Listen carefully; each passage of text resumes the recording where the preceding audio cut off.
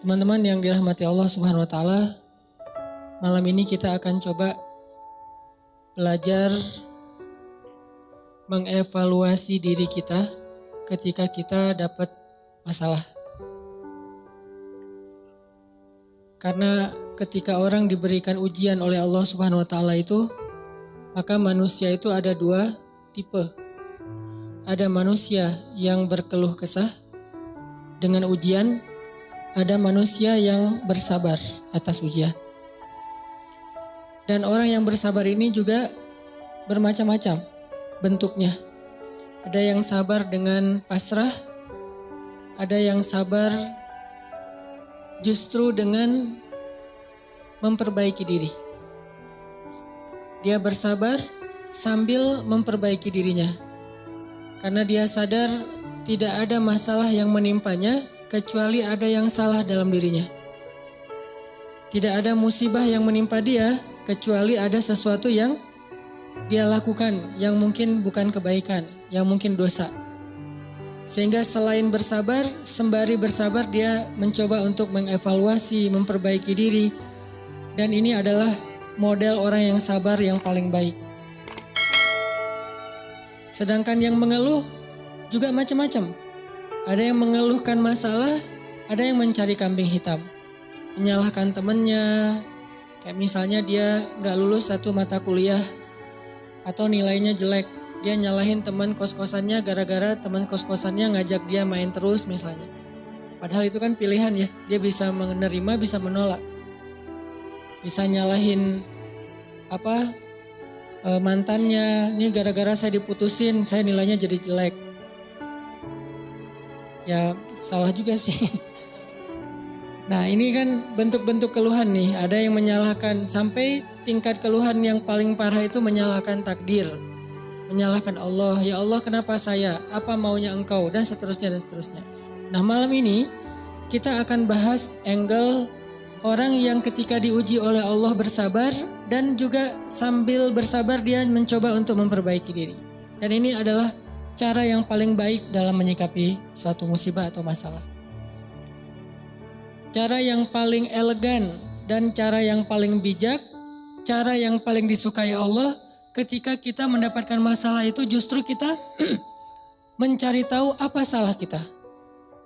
Walaupun masalahnya bukan dengan keadaan, kalau menyalahkan keadaan kan susah. Masalahnya kadang dengan orang lain. Orang mencela kita, orang berkata-kata tidak baik kepada kita. Ya memang salah dia, tapi tidak akan menimpa ucapan itu kepada kita kecuali memang ada sesuatu yang terjadi dalam diri kita. Ada sesuatu dosa yang pernah kita lakukan. Nah ini namanya belajar bersabar sambil mengevaluasi diri. Bahasa fikihnya muhasabah diri. Menghitung-hitung apa kesalahan dalam diri kita. Kita akan bahas tentang ini. Gimana caranya kita menghadapi masalah, menghadapi satu musibah, menghadapi satu kejadian yang tidak enak dengan sabar tapi gak sekedar pasif. Gak sekedar mengatakan innalillah wa inna ilaihi rajiun. Gak hanya sekedar mengatakan hasbiyallah wa ni'mal wakil. Gak hanya sekedar merasa ini adalah cara Allah untuk menaikkan derajat saya. Kadang kalau hanya kegeeran kayak gini nih, kita jadi gak pernah menjadi lebih baik. Kan ada orang ketika diuji oleh Allah, boleh sih merasa bahwa ini cara Allah menaikkan derajat saya. Tapi kalau hanya kayak gini doang, rasa-rasanya kita terlalu kegeeran. Dan kalau terlalu kegeeran, kita gak punya dorongan untuk memperbaiki diri. Kalau saya lebih suka angle-nya, kalau orang lain yang kena musibah, kita bilang itu untuk mengangkat derajat dia. Kalau kita yang kena musibah, kita bilang ini karena dosa-dosa saya. Angle kayak gitu tuh lebih enak, lebih produktif. Daripada dibalik, giliran kita yang kena musibah, kita bilang emang Allah tuh pengen ngangkat derajat saya, makanya dikasih musibah. Agak GR ya. Giliran orang lain kena musibah, lo sih banyak dosa. Nah ini nih, sering ada judgement kalau orang lain. Coba dibalik, judgementnya ke diri sendiri, ke orang lain tuh husnuzon. Ini lebih enak nih, makanya hadis-hadis penyebab terjadinya musibah itu kan banyak.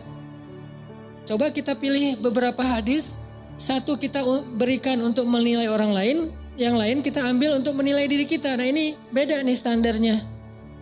Kayak tadi, kalau orang lain yang kena musibah, kita husnuzon, Allah lagi pengen dekat sama dia. Kita husnuzon, Allah pengen menggugurkan dosa-dosa dia. Kita husnuzon, Allah pengen mengangkat derajat dia. Kita husnuzon, emang orang yang paling dicintai Allah tuh biasanya dikasih banyak ujian. Gitu husnuzonnya. Kalau orang lain yang kena masalah atau musibah. Jangan, tuh kan, saya bilang juga apa, tuh gara-gara dia dulu zalim sama saya sekarang dibalas sama Allah. Jangan gitu. Jangan kegeeran bahwa itu kayak karma ya. Gara-gara dia pernah nyakitin kita sekarang dibalas sama Allah. Belum tentu juga kayak gitu. Kegeeran kita tuh kadang-kadang bikin kita jadi gak pernah belajar. Merasa udah baik, walaupun dalam kondisi yang paling sulit juga merasa udah baik. Begitu dikasih musibah, wah Allah kangen sama saya nih. Harusnya ke orang lain kayak gitu tuh. Begitu dikasih musibah, wah Allah pengen menghapus dosa-dosa saya. Bagus, gak salah. Cuman kalau keseringan, ini namanya GR. Gak tahu proporsional gak kalau kayak gini terus. Harusnya jangan hanya ini, diutuhkan juga dengan satu angle lain, yaitu angle, oh saya ada salah, oh saya ada dosa, oh saya ada yang keliru. Makanya datang musibah itu tidak akan terjadi musibah kepada saya kecuali karena kesalahan saya sendiri. Kan hadis qudsinya kayak gitu. Hadis qudsi kalimat, salah satu dari kalimat hadis qudsi yang panjang, hadisnya itu panjang banget, 1 halaman.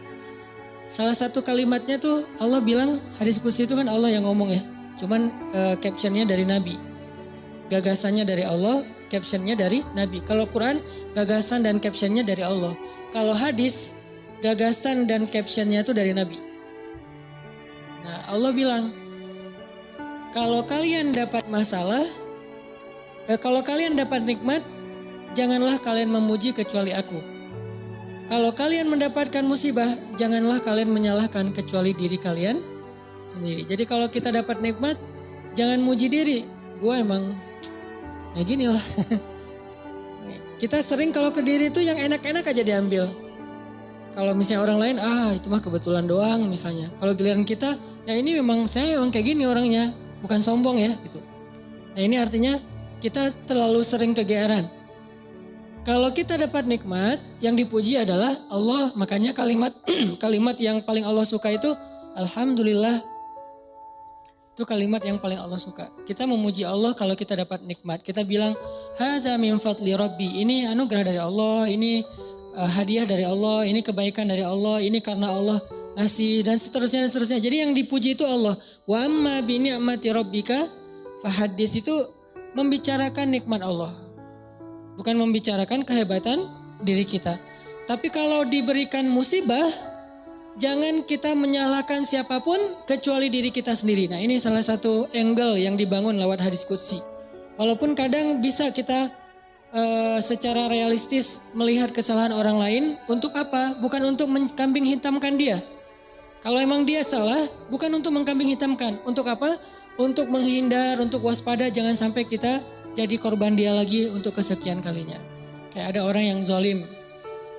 Gara-gara kezaliman dia akhirnya kita kena batunya nih. Ada orang yang dalam satu tim misalnya gak jujur. Akhirnya kita kehilangan satu proyek. Satu usaha kita tuh bangkrut gara-gara dia gak jujur. Memang dia yang salah. Salah satu yang salah itu adalah dia. Dan kita akui bahwa itu kesalahan dia. Tapi bukan untuk mengkambing hitamkan dia. Kalau enggak karena kamu tuh enggak ada masalah ini. Enggak, dia bukan satu-satunya, salah satunya. Karena kalau kita enggak punya dosa, mungkin kesalahan dia hanya akan menimpa dia saja. Tapi karena kita juga punya dosa, akhirnya kesalahan dia juga menimpa kita. Tapi Ustadz, ada yang hadis mengatakan, kalau di dalam satu masyarakat ada orang yang berbuat dosa, nanti Allah akan timbakan musibah yang kena bukan cuma dia, sampai tetangganya juga kena. Itu kenapa bisa gitu? Dosa tetangganya apa? Dosa tetangganya membiarkan kemungkaran terjadi. Kesalahan masyarakatnya adalah membiarkan dosa itu tanpa ada orang yang mau memperbaikinya. Itu kesalahan masyarakat. Jadi pesan moral dalam hadis itu bukan orang yang gak salah terus kena juga. Bukan. Orang yang gak salah itu Kena gara-gara mereka membiarkan kemungkaran itu terjadi. Kalau ada usaha dakwah, Allah nggak akan menimpakan. Kalau ada nabi, kalau ada dai, kalau ada ulama yang berdakwah untuk mencegah kemungkaran di situ, maka Allah tidak akan menimpakan musibah itu kepada mereka. Kenapa? Masih ada dai. Sebagaimana Nabi Lut, ketika Nabi Lut masih berdakwah, Allah nggak akan hancurkan gunung di Sodom. Allah suruh dulu Lut keluar, baru dihancurkan. Kenapa? Karena masih ada yang berdakwah. Kalau Nabi Lut tidak berdakwah, walaupun di dalam negeri itu ada orang soleh hidup sendiri dan tidak mau berdakwah, maka Allah akan menimpakan musibah dan mengenai orang soleh. Kenapa orang soleh kok kena padahal dia nggak berdosa? Dosa dia adalah membiarkan kemungkaran. Dosa dia adalah membiarkan kebatilan, tidak berbuat apa-apa. Jadi kita bersyukur juga ada ulama-ulama yang bersuara untuk kemungkaran. Itu salah satu alasan mungkin Allah masih menahan musibah atas negeri kita. Kalau mereka tidak menyuarakan kebenaran dan mencegah kemungkaran, mungkin dari dulu kita udah kena musibah-musibah yang besar. Kalaupun ada musibah-musibah kecil, ini mungkin lebih kepada hikmah yang lain. Bukan hikmah karena Allah pengen mengazab bangsa Indonesia. Jadi teman-teman, coba kita perbaiki angle berpikir. Apa yang harus kita persangkakan ketika orang lain kena musibah, dan apa yang harus kita persangkakan ketika kita yang kena musibah. Kalau kita yang kena musibah, salah satunya adalah cari salahnya di mana nih dalam diri kita. Kalau orang lain yang kena musibah, maka berbaik sangka dengan mengatakan Allah ingin mengangkat derajat dia. Berbaik sangka dengan mengatakan Allah pengen dekat dengan dia. Berbaik sangka dengan mengatakan orang yang paling banyak diuji adalah para nabi, kemudian orang soleh, kemudian yang semisalnya, kemudian yang semisalnya. Berbaik sangka dengan mengatakan Allah pengen menggugurkan dosa-dosa dia. Sehingga kita gak pernah menjudge orang lain. Dan tidak sibuk dengan kesalahan-kesalahan orang lain. Karena pernah saya kena musibah, misalnya motor saya hilang. Dulu banget. Saya baru beli motor, baru 2 bulan terus hilang. Teman saya bilang gini, Ustadz kurang sedekah nih. Digituin. Ya sih, saya nggak mungkin dong saya ngebantah kan ya. Oh iya ya mungkin. Cuman kan nggak enak ya. Orang lagi kena musibah, bukannya dia empati atau apa gitu, malah Ustadz kurang sedekah nih. Dia menjudge. Dan kalau saya kepancing, nggak tahu sedekah saya kayak gimana, kan habis pahala sedekah saya. Udah pahala sedekahnya cuma sedikit, riak pula gara-gara kepancing sama dia, hilang kan, nggak ada manfaatnya kan ya. Dan itu sering loh mancing-mancing kita jadi riak. Kadang-kadang riak kita tuh bukan direncanain, bukan gua pengen riak nih, enggak. Kalau kelas kita insya Allah enggak gitu-gitu amat lah. Enggak mungkin kita sedekah pengen pamer, kita beribadah pengen pamer, kita tilawah pengen pamer. Kita tahu lah itu mah sia-sia. Tapi kadang riaknya tuh muncul gara-gara kepancing sama orang lain. Lo gak pernah gua ngeliat baca Quran, wah lo gak tahu gua di HP ini ada Quran sampai 5 aplikasi loh. Buat apa juga banyak-banyak sama aja isinya. Aplikasi Al-Quran tuh ada 5 di sini dan sehari tuh coba lo lihat dan terakhir udah baca sampai surat berapa. Kan kepancing tuh. Riaklah kita gara-gara orang lain atau misalnya taklim atau apalah atau umroh, haji, sedekah kayak gitu-gitu. Ada yang mancing. Lo nggak peduli banget dengan saudara-saudara kita yang di Palestina. Itu di sana tuh ngeri banget loh keadaannya. Lo kayaknya biasa-biasa aja. Lo ngelihat gue main, tapi gue tuh sedekah, gue tuh donasi terus setiap minggu tuh ngirim 1 juta, habis kan? Ini riya yang kepancing namanya.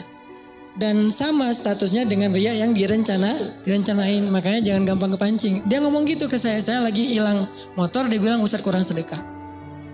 Kemarin ketinggalan dompet, ketinggalannya di rumah ternyata. Gak tahu kemana dompet, panik gitu kan, soalnya SIM 2 di situ baru dibikin. Udah gitu kartu ATM gitu, terus ada foto anak. Alhamdulillahnya gak ada duit. Tapi kan kartu lumayan tuh, blokir ATM dulu, terus mau ngirim SIM, mau ngurus SIM juga, ngurus KTP. Apalagi sekarang lama ngurus KTP-nya, masa kemana-mana saya mau bawa surat gitu, nunjukin kan naik pesawat. Males banget kan ya, gak keren kalau gak ada kartu teh. Mana-mana mau check-in pesawat, tunjukin kertas. Aduh gimana rasanya nih, berat. Tiba-tiba ada yang iseng lah gitu. Udah tahu orang kena musibah Ustadz banyak dosa, Ustadz ini segala macam. Iya sih emang banyak dosa, tapi gak usah diomong-omongin kan gitu ya. Jadi malah Karena kita juga udah muhasabah diri lah. Ketika kita dapat musibah, kita langsung introspeksi diri, nggak perlu digitu-gituin. Kadang kita ke orang lain tuh gitu, teman-teman. Dia mungkin udah sadar, atau nggak usah orang lain, keluarga sendiri, pasangan kayak gitu juga. Oh, kayaknya kamu tadi gara-gara kamu tadi ngomongin dia, makanya jangan digituin. Udah aja bab ngomongin orang lain, itu bab yang berbeda. Jangan dikait-kaitkan sehingga kita menjudge orang lain kena musibah gara-gara dosa yang baru saja dia lakukan. Ini kurang bijak. Yang bisa mengatakan ini hanya orang-orang tertentu seperti para nabi, terus ulama-ulama dengan level tertentu. Kalau kita dengan teman, jangan ngambil peran sebagai ulama. Beda. Kalau kita sebagai teman, ngambil peran ya cuma teman doang. Empati, peduli, bantuin. Kalau ulama kapasitasnya emang menasehati.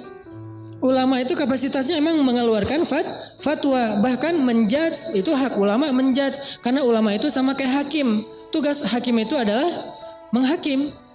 Menyampaikan hukum halal haram, hak batil dan seterusnya. Tapi kita kalau ke teman beda sama ulama.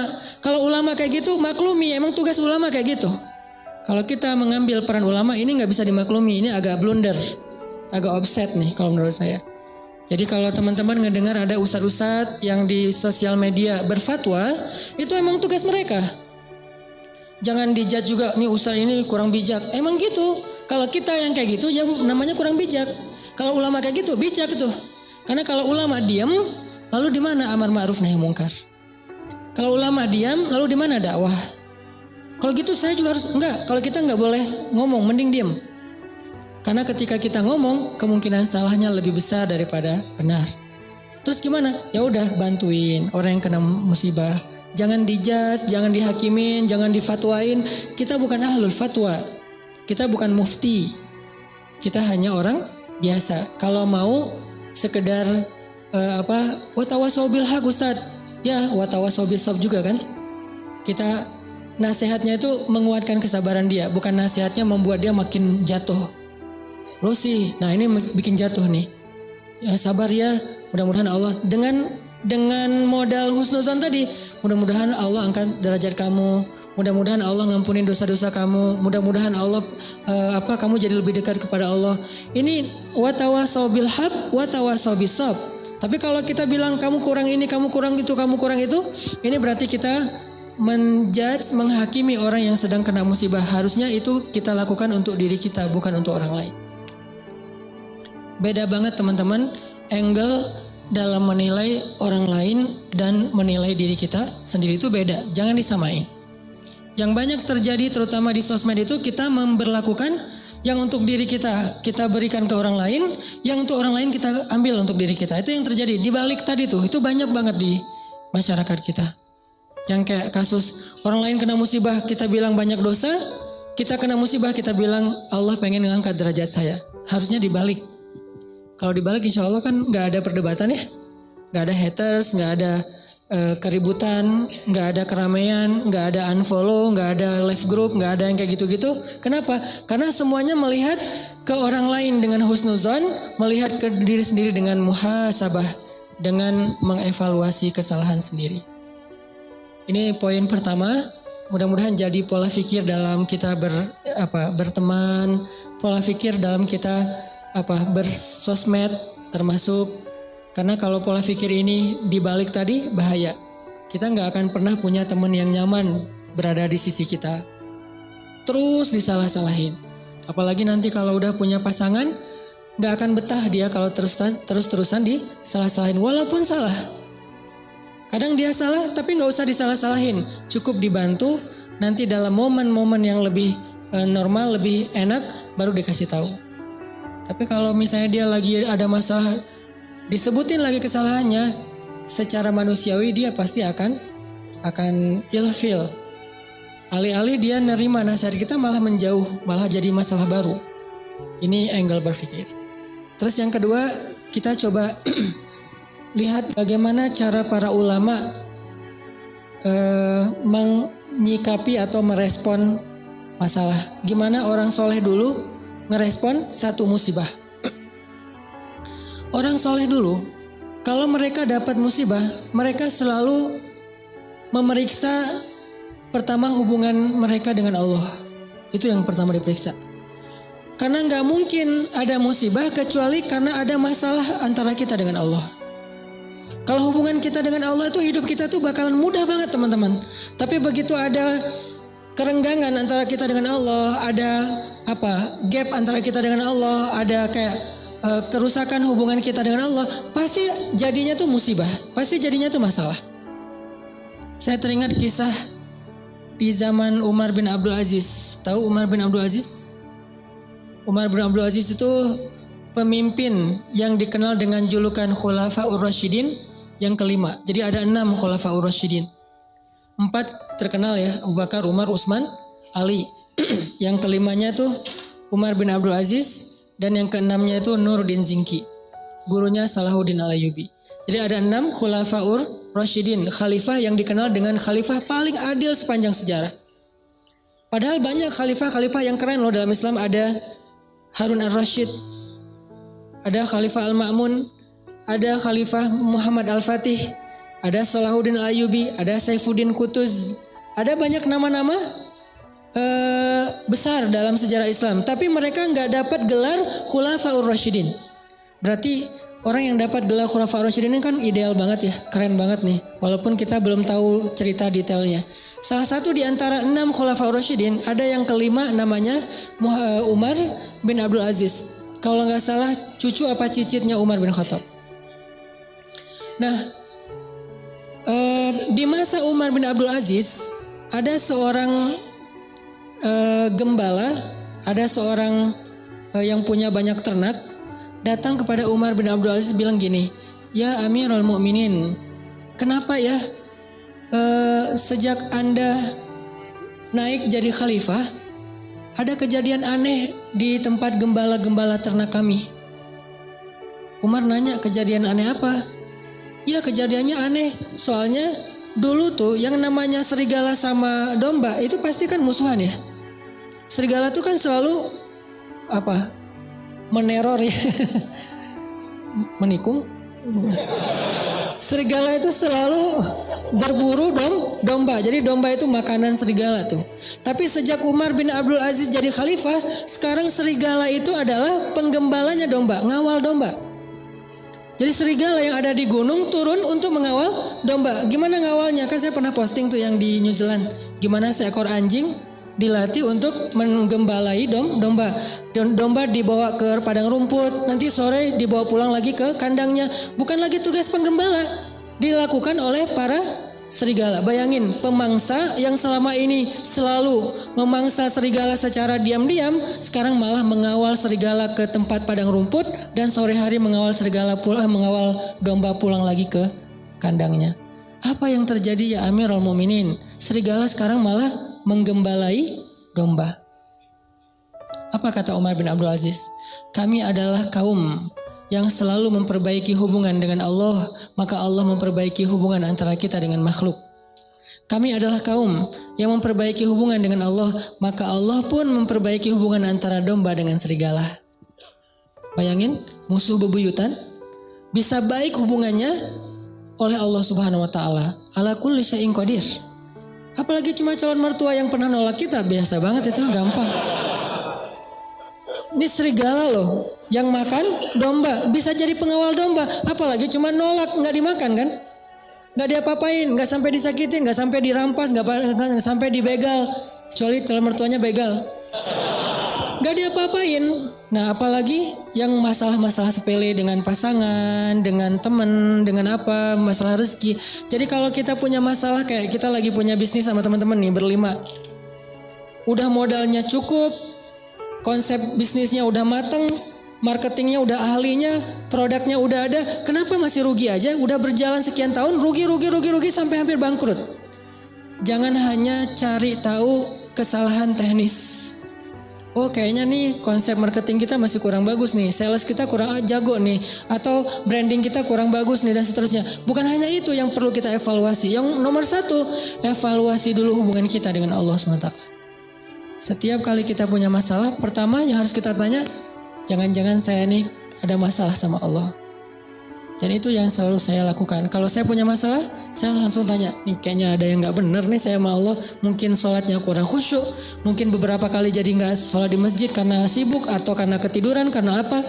Oh kayaknya kebiasaan saya malam misalnya bangun, enggak saya, orang lain malam misalnya dia tahajud, terus tiba-tiba beberapa malam ini dia gak tahajud. Akhirnya Allah kasih musibah mancing biar dia tahajud lagi. Kebiasaan dia tilawah 1 juz, tiba-tiba beberapa hari ini cuma beberapa lembar, Allah kasih masalah. Pokoknya kalau kita dapat masalah, yang pertama harus kita evaluasi hubungan kita dengan Allah.